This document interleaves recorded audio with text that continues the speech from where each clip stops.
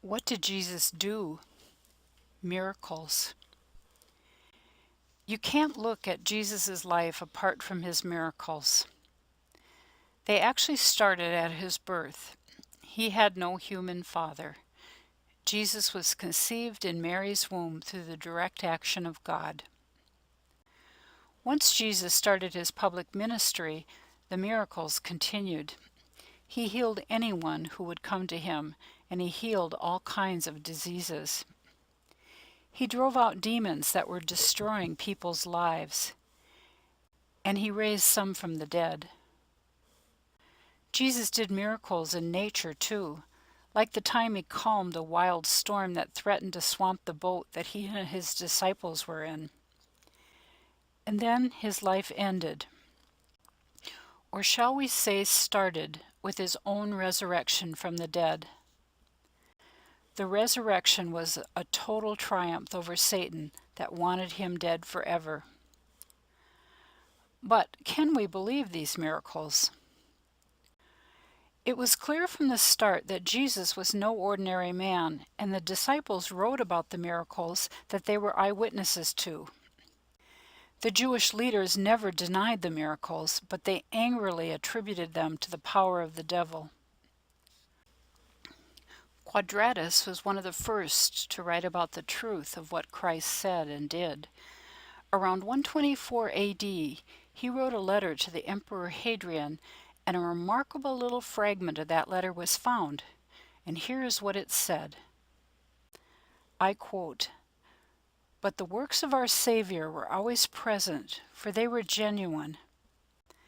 I mean, those who were healed and those who rose from the dead. They were not only seen in the act of being healed or raised, but they remained always present, and not merely when the Savior was on the earth, but after his departure as well. They lived on for a considerable time, so much so that some of them have survived to our own day." End of quote. Jesus was not just another preacher. He exhibited miraculous powers on a continual basis, and his miracles show us three things. First, they reveal a God who cares. Jesus shows up amongst a broken humanity and becomes our doctor and rescuer. Second, the miracles show us that Jesus does what God does. Therefore, the miracles give us a big clue as to who God really is. Here are two examples. While the Israelites were crossing the desert to get to the Promised Land, God fed them. Every day they went out to collect the manna and quail that God dropped down to them from heaven. Well, Jesus also fed people who followed him for days on end to hear him teach. Several times the disciples testified that he multiplied just a few loaves and fishes so that thousands could eat and be satisfied. In a second example, David in the Psalms talks about how God stilled the raging sea. Similarly, while in a great storm on the Sea of Galilee, Jesus did what his Father did and stilled that raging sea.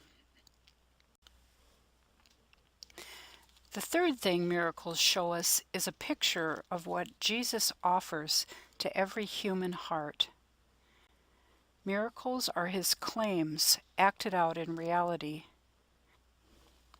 The greatest miracle being the transformation of our sinful human hearts. It's because of the miracles that we have to make a decision as to who Jesus really is. Is he a quack, or is he for real? Does he operate by Satan's power, or by the power of God? Is Jesus who he claims to be? Does he bring in the kingdom of God with just talk, or does he have the power to back it up? His miracles can't be set aside. No, they are the key to who he is and what he did. He was bringing God to men, and that couldn't be hidden. So the miracles are a call to make up our minds.